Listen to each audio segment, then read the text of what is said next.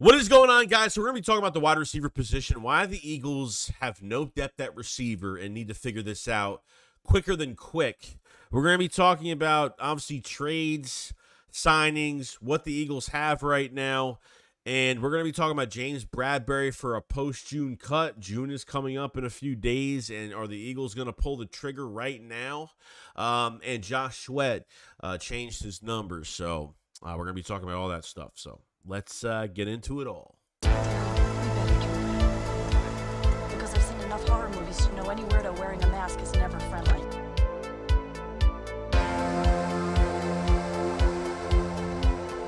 Yo, what's going on, guys? I hope everyone's having a fantastic day today. So this is the day where, and I felt like we did talk about this the other night, because I felt like when you look at the wide receiver position and we look at other positions like that, we're so happy about competition, right guard, cornerback. Like, we want to see how, the linebacker core kind of, how Fangio treats this linebacker core a little bit. But then you look at wide receiver and you say, you know what? You extended Devontae Smith for literally no money, and A.J. Brown gets a big contract for $32 million a year, and you never expected these two to be in Philadelphia the rest of their career together, almost, pretty much. I mean, that's a fantastic thing. But then you have to look at, if one of these two goes down, what do the Eagles legit have if one of these two go down? For a couple games, I'm knocking on wood. Please, God, I'm knocking on wood. I'm not trying to jinx anybody or anything like that, but it's definitely something to talk about here. Because when I look at it, Devontae Parker was really the only realistic option as like the number 4 guy that could play on the outside. You don't take an inside guy and just throw him on the outside. You know what I mean? And especially guys that I think are going to ball out once they hit training camp. Obviously, Ainias Smith, in my opinion, the open field killer at 5'9", 190 pounds, is going to take that for us. I think we'll be the best wide receiver 3 we've had in a lot of years, really, since I would say Nelson Agholor, probably around that time. Quez Watkins has never really panned out because he has just never played big in really big moments. Can't count on a guy like that. And I don't think Olamide Zaccheaus never really got an opportunity because the Eagles never trusted him and just never gave him a chance. So, yes, it annoys me. It pisses me off entirely.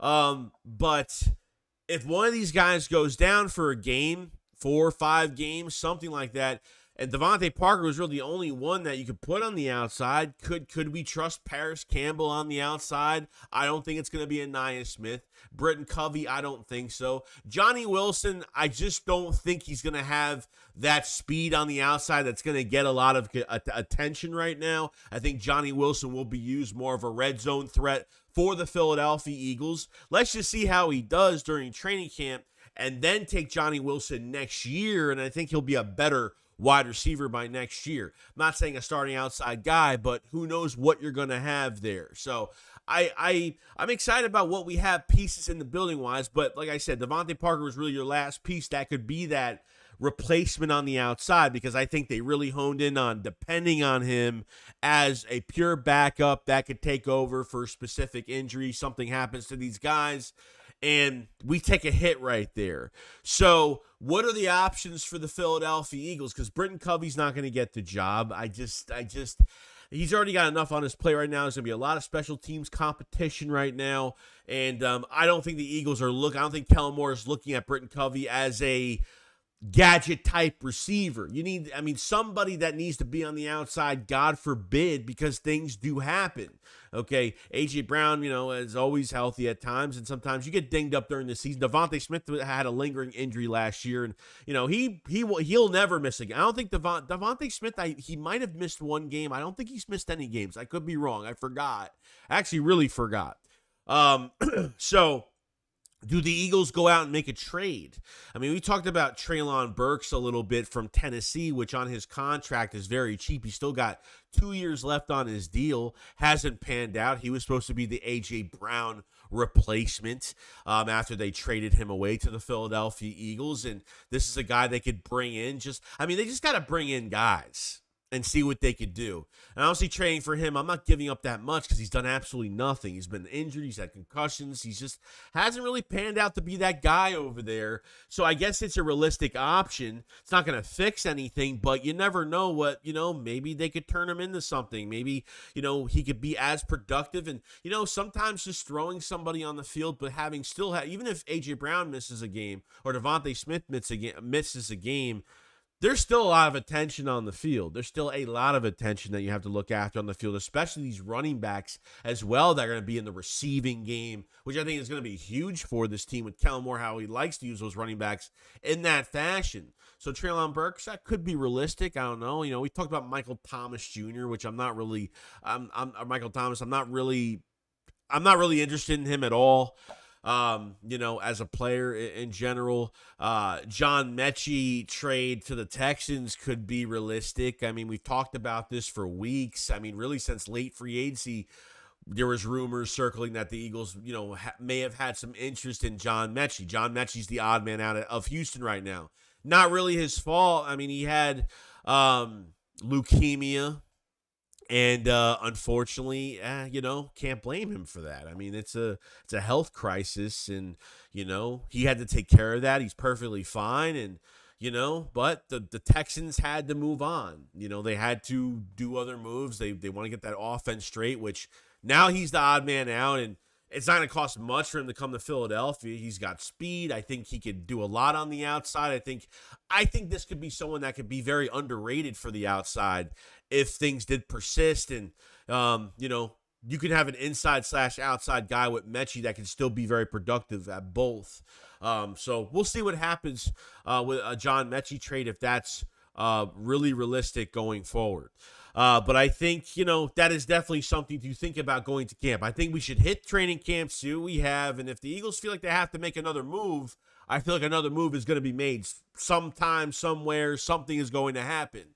So not that I don't think we don't have the weapon for the outside, but I feel like, it's a big loss. You're not going to replace the statistics. You're not going to replace the player exactly, but you need someone that at least is going to try to get somewhat, half the production you're going to get in a game. And I think the Eagles might have it, but they might not. And I think Devontae Parker retiring made things more clear that, signing John Ross ain't going to fix anything. It's not going to fix anything. John Ross will be nothing but a practice squad player, most likely.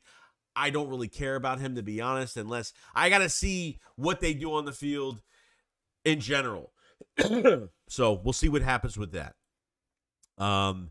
Now, next on the list is obviously June. The month of June is important because post-June, a lot of players around the league are designated for releases. Okay, it could be a post-June trade for saving more money. It could be a post-June release to save more cap for other teams. So this is going to be an important month, too, because players are going to get released. Players are going to be on the trade block and try to get traded to free up more cap there for those teams that are dealing with a lot of cap casualty type players. Is James Bradberry going to get moved? I'm tired of talking about this. We all know why I'm talking about this as of right now. I do not want James Bradberry to start this year, which is going to take Quinyon Mitchell a back seat. And then Quinyon Mitchell is going to have to make next year in 25 his learning year. And I don't want to do that with a first-round pick. To me, I can't believe they're keeping Bradberry here. I just can't believe it. That's what's going to happen this year. I mean, Bradberry is out of OTAs on the second day. Isaiah Rodgers gets playing time immediately on the outside over Quinyon, and I think due in time. I mean, Quinyon's making plays. I don't want superiority. Guys that are veterans that are just going to have the job because they've just been in the league longer, and because Bradberry's a veteran, that's why they're keeping him over a younger guy. I don't know what's wrong with throwing younger guys into the fire. This is why you have the offseason program. You have the offseason program so these guys get prepared for the first game and the rest of the season and know the terminology and know, just what defense you're in and knowing just what the defensive coordinator or the coordinators want for you to do. And I think, like I said, you keep Bradbury, it's going to hurt Eli Ricks. It's going to hurt Keely Ringo. It's going to hurt somebody. And what's going to happen is because you keep Bradbury, one corner is going to get cut. That's going to end up going somewhere else, playing well in a couple years. And we're going to say, what the hell, man? You know, that's what I'm afraid of. And you can't tell me that Bradbury athletically, and yes, he's more of an off-ball corner. He's not a man-to-man corner. He's a zone corner. But you're not telling me that this guy is more athletically sound than what we have. It's going to be this is such a big opportunity. Like, because we have so much depth, I'm happy. I'm so afraid. Then the other side of it is I'm so afraid of how the Eagles are going to use it.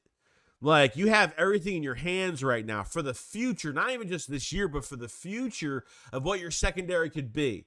If Bradbury is not in your plans for 2025 and past that, okay, if you're just going to use him for this year, if he's just here for this year, you know, because with at least trading him, you're going to save $1.2 million, so they can actually save very little money for him. I don't care if they trade him for a 2030, 2040 7th-round pick. It doesn't matter to me. To me, it's just I don't care about it could be a pick down the road. Does not matter. All I want is for the young guys to play. That's it. Isaiah Rodgers is I mean, seriously, you're gonna redshirt Isaiah Rodgers. You're not gonna move him to the inside. Like, seriously, like, you're already starting Maddox first time. And the only reason why they started Maddox at nickel, I think the second day of OTAs, because Bradbury wasn't there. So they decided to do just whatever they want to do. You know, put Isaiah Rodgers in there on the outside, put Maddox on the inside. But you know, Cooper DeJean is gonna be in this defense, whether he's a safety, a nickel, and outside. He's played all three. Or he's played 2 right now. I don't think he's moved to safety yet, but I think due in time he will during training camp.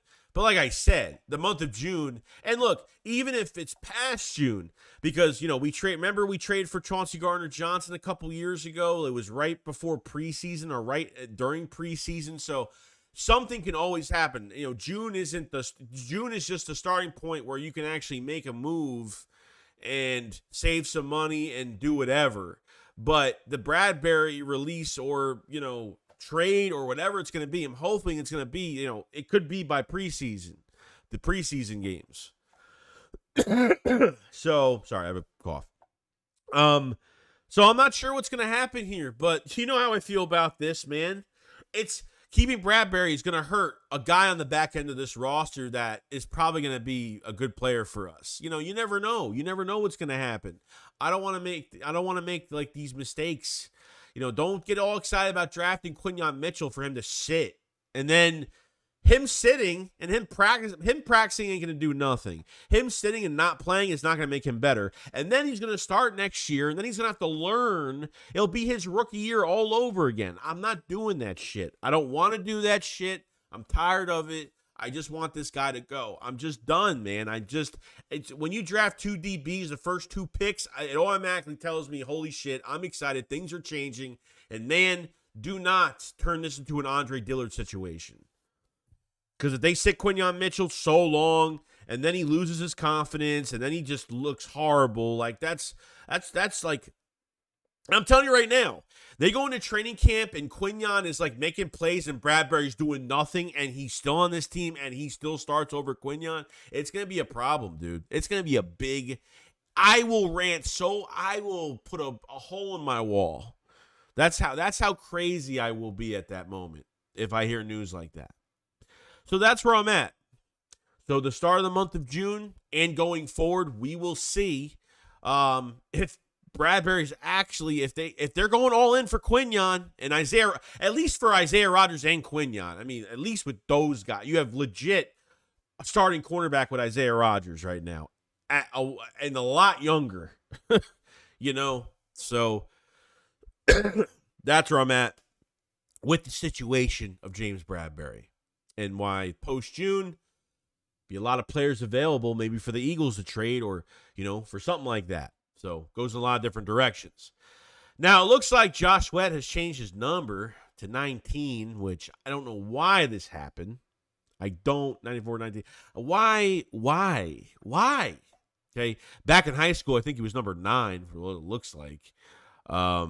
But other than that, I mean, I don't get it. I don't know. Nothing really to talk about, but I just wanted to say, hey, he changed his number. Makes no sense. It looks horrible as an edge rusher, whatever. It looks horrible. But that's all I really got to say about that. But if you guys are excited for training camp, definitely hit the like button. Guys, haven't subscribed for more Eagles news every day. Please subscribe. Cover the Eagles and do our thing. If you guys haven't checked out the Philly Shakedown podcast merch, definitely check out merch. We have more merch coming in really soon on some new stuff that's in the works right now.